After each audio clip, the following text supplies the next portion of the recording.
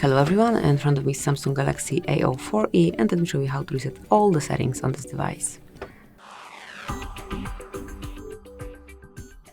At first, open the settings, then find and select General Management, go to Reset and mark Reset All Settings. And if you truly want to get rid of all setup except security settings, language settings, accounts, personal data, or any settings for downloaded apps, mark Reset Settings. Then draw an unlock pattern to confirm and click on Reset. Just remember that this operation cannot be undone. And now wait till it's done.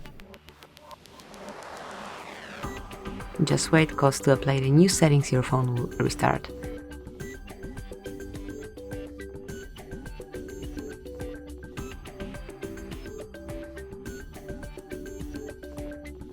And that's it.